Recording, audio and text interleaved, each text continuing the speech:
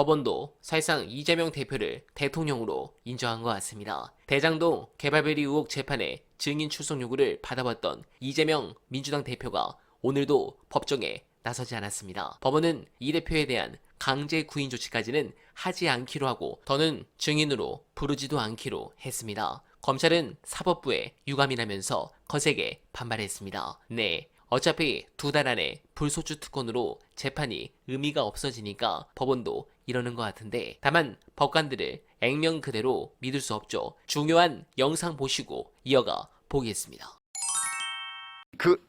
우리가 이런 판결을 지금 시점에서 미리 내리면, 탄핵 인용을 하면 이재명 대표에 대한 항소심 재판부가 영향을 받을지 몰라. 그건 판사를 불신하는 거잖아. 어떻게 믿어야 되냐면, 우리가 어떤 결정을 하든 상관없이 이것은 탄핵 심판이고 저것은 선거법 재판이니 내가 저기에 대해서 영향을 안 받는 것처럼 저 판사들도 우리의 결정에 영향을 받을 리 없어. 그렇죠. 오로지 법리와 양심에 따라서 선고할 거야. 그렇죠. 라고 생각하고, 그러니까 판사가 판사들끼리 못 믿으면 그럼. 대한민국 국민을 누구 믿고 살아요? 이러면 안 되는 거고요. 헌법재판관들을 반성해라. 하나 더 말씀드리면, 한덕수 씨에 대한 탄핵 소추 기각한 거 있잖아요.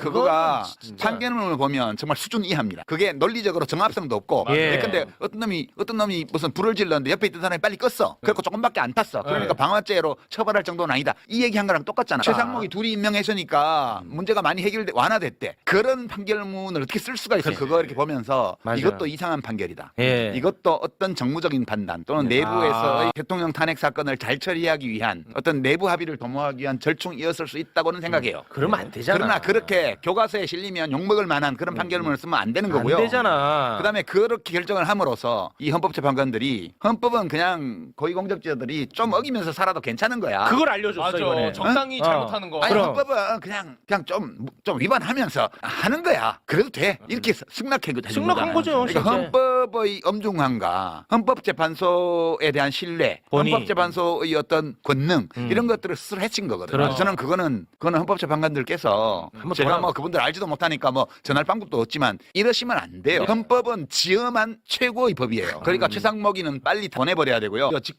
직무유기로 처벌도 해야 돼요. 네, 공감합니다. 이런 상황에서 윤석열은 승복은커녕 지층 결집 메시지만 이어가고 있습니다. 위헌, 위법적 비상계엄으로 국민을 위협하고 나라를 위기에 몰아넣고도 지금껏 사과 한마디 없고 국민의 신임을 배반해 파면됐는데도 사실상 불복을 선동하며 국론을 분열시키고 있습니다. 게다가 그는 전직 대통령 신분이 되었는데도 서울 한남동 관저를 무단 점거한 채 여당 인사 등을 만나며 영향력 확대를 도모하고 있습니다. 임기 내내 갈라치기 정치로 일관하던 그는 결국 국회를 봉쇄할 목적으로 비상계엄을 선포해 자멸의 길을 택했습니다.